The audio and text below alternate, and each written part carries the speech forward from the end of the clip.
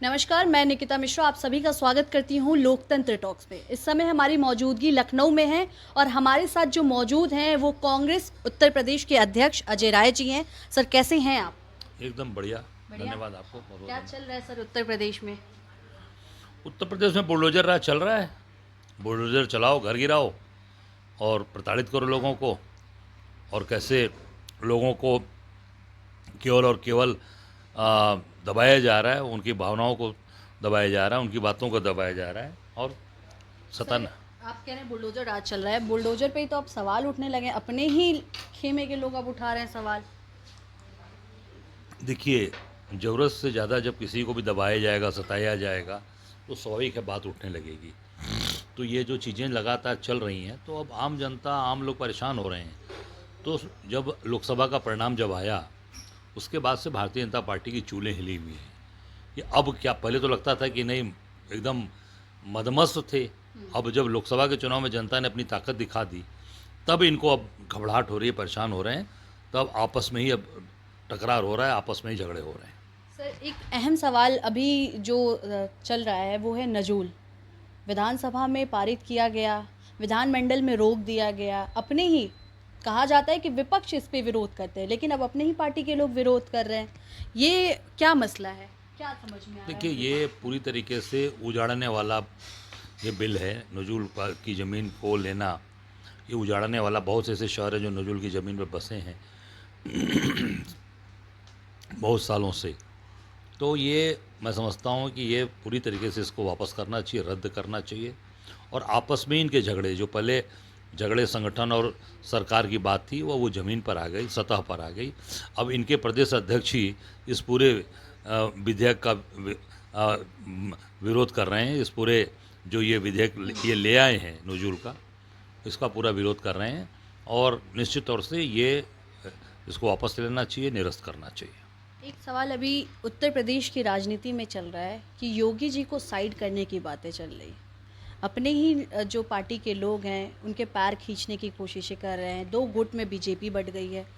क्या इससे कुछ फ़ायदा होगा आने वाले उपचुनाव में या फिर नुकसान?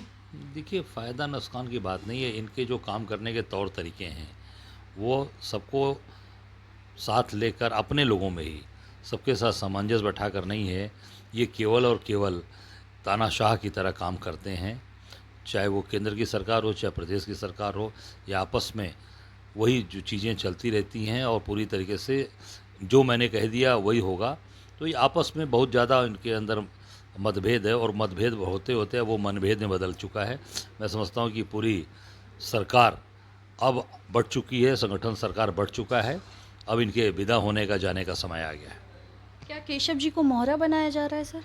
बिल्कुल, केशव मौर्य एक केवल एक पपेट की तरह हैं, और केंद्र में बैठे लोग इनका इस्तेमाल कर रहे हैं। दिल्ली तक पहुँचे, ये मामला पूरा दिल्ली तलब हुआ। दिल्ली में दिखाया गया कि नहीं एक है, उसके बाद फिर से अलगाव दिखाई दे रहा है। जिस तरीके से विधानसभा से बिल पास होता है, पटकथाएं कही जा रही हैं कि पहले से तैयार थे इस बात की। देखिए, ये जो भी चीज़ें आई हैं, ये आपस की लड़ाई का नतीजा है। और केवल जो दिल्ली की बात हो, चाहे प्रदेश की बात हो, केवल आपस में एक दिखावा दिखा कर किया जा रहा है कि आपस में सब अच्छे हो रहे हैं मीटिंग, कैबिनेट की मीटिंग्स में। पर मुझे लगता है कि ये सभी चीज़ें आपस में बहुत ही दुराव है, आपस में बहुत ही इन लोगों में तनाव है।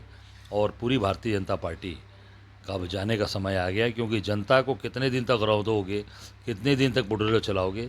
अब बुलडोजर से लोगों का मन भर गया है, बुलडोजर से लोग मुक्ति चाहते हैं। सर उपचुनाव के लिए अगर हम आपसे पूछना चाहें, क्योंकि अभी सर पे है उपचुनाव, उसकी तैयारी कैसी चल रही है और कितने सीट पे कांग्रेस का क्या चल रहा है? अब वो हम मिलकर लड़ेंगे, सपा और कांग्रेस मिलकर लड़ेगी, इंडिया गठबंधन। और निश्चित 10 की 10 सीट जीतेंगे, डंके की चोट पर जीतेंगे। कांग्रेस के खाते में कितनी सीटें अब ये तो राष्ट्रीय नेतृत्व को तय करना है। हैं? ज़्यादा से ज़्यादा सीटें जो हैं उस पर हम लड़ेंगे और जीतेंगे। क्या सपा समाजवादी पार्टी की तरफ से इस बार स्वर्ण जाति को लुभाने के लिए नेता प्रतिपक्ष बनाया गया है माता प्रसाद जी को? देखिए, वो उनके लिए अगर सवर्ण बैकवर्ड की बात है, माता प्रसाद जी बहुत सीनियर पार्लियामेंट्रियन हैं। वो दो बार विधानसभा के अध्यक्ष रह चुके हैं और कई बार के एमएलए हैं। उनको बहुत अनुभव है। केवल जात से नहीं देखना चाहिए, अनुभव है। और अच्छे पार्लियामेंटेरियन है, बहुत जानकारी है, तो निश्चित तौर से उनको सबको मिलकर सहयोग करना चाहिए। ये कांग्रेस और समाजवादी पार्टी की जो एकता है वो 2027 में भी देखने को मिलेगी विधानसभा चुनाव में, या फिर सिर्फ अभी लोकसभा और उपचुनाव के लिए ही है? नहीं, आगे भी अभी बाई इलेक्शंस में भी रहेंगे और आगे विधानसभा में भी रहेंगे और पूरी ताकत के साथ मिलकर लड़ेंगे। और मैं इतना कहना चाहूँगा कि 2027 में जो बुलडोजर वाली सरकार है, इसको हम विदा करेंगे और जनता ने मन बना लिया और इंडिया गठबंधन मजबूती से लड़ गया, जीतेगा। 2027 में बुलडोजर वाली सरकार को आप विदा करेंगे। अच्छा चलिए, एक सवाल आपसे हम पूछना चाहें। मुख्यमंत्री जी विधानसभा में कहते हैं कि हमें अगर प्रतिष्ठा चाहिए होता तो हम मठ चले जाते, क्योंकि हमें यहाँ इससे ज़्यादा प्रतिष्ठा वहाँ पे मिलता है। तो क्या ये अब अलगाववादी दिखाई दे रहा है कि अलगाव हो गया है? तो जब प्रतिष्ठा आपको मठ में मिली तो मेरा ये सवाल है मुख्यमंत्री से कि मठ छोड़कर यहाँ क्यों आ गए? आप मठ छोड़कर यहाँ क्यों आ गए? मठ में रहना चाहिए तो प्रतिष्ठा रहती। यहाँ आए हैं काम के लिए, जो आप बोल रहे हैं, तो काम यही हो रहा है कि पूरे शहर के अंदर पानी लग रहा है, पूरे प्रदेश के अंदर हाहाकार मचा है, कानून व्यवस्था ध्वस्त है। कल मैं हरदोई गया था, 2 हत्याएं हो गई। एक बच्ची के साथ बलात्कार कर उसकी आंखें फोड़ दी जाती हैं, उसकी हत्या कर दी जाती है, उसके वकील साहब के घर में घुस के हत्या कर दी जाती है। जौनपुर में हत्याएं हो रही, एटा में हत्या, हाथ काट लिया गया। ये क्या है? ये काम करने का नतीजा यही है। उत्तर लखनऊ की राजधानी में आज खुलेआम नदी में के पानी, बरसात के पानी से लोगों के ऊपर जो अभद्र व्यवहार किया जाता है, ये कानून यही आपकी व्यवस्था, यही काम कर रहे हैं। इससे अच्छा है कि आप मठ चले जाइए, ज़्यादा सुकून रहेगा।